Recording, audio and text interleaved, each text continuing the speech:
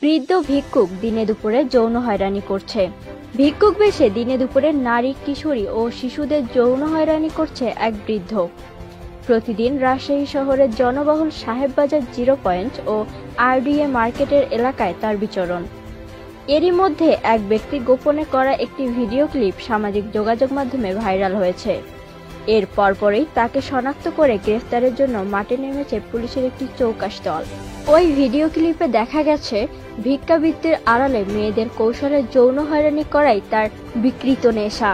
তার বিরুদ্ধে অভিযোগ উঠেছে ভিক্ষাবৃত্তির নামে মহানগরী ব্যস্ততম এলাকা আরডিএ মার্কেট সহ বিভিন্ন জায়গায় ওই বৃদ্ধ এই অনৈতিক কাজটি করেছেন।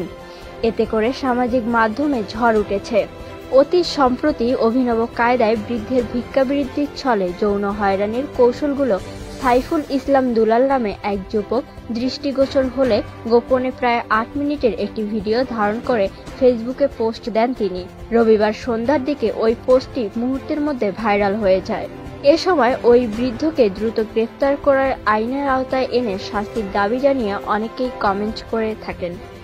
দেখা গেছে সাহেববাজার এলাকায় ওই বৃদ্ধ কৌশলে স্কুল কলেজের পড়ুয়া শিক্ষার্থী সহ সব বয়সী নারীদের যৌন হয়রানি করেছে। না দেখার বাহানা করে হঠাৎই শরীরে বিভিন্ন স্পর্শকাতর স্থানে হাত দিয়েছেন। ভিডিও ক্লিপটি দিয়ে সাইফুল ইসলাম দুলাল নামে ওই যুবক তার ফেসবুক পোস্টে লিখেছেন, আজ দুপুর আনুমানিক 1:45টার দিকে রাজশাহী সাহেববাজার এলাকায় ওই বৃদ্ধ লোকটিকে আমি লক্ষ্য করি। লোকটি সাহায্যের জন্য মূলত মেয়ে নারীদের কাছে যায় এবং তাদের শরীরে স্পর্শ করে এমনভাবে যেন সে অজ্ঞাতসারে বা ভুল করে ফেলেছে। সন্দেহ হওয়ায় তার পিছু নেই এবং একই জঘন্য কাজ সবার সঙ্গে করছে দেখা যায়। লোকটি বয়স্ক, না বুঝে করেছে ভেবে অনেকেই এড়িয়ে যাচ্ছে, কিন্তু সজ্ঞানে এবং কুৎসিত লক্ষ্য নিয়ে এই কাজটি করেছে তা সুস্পষ্ট।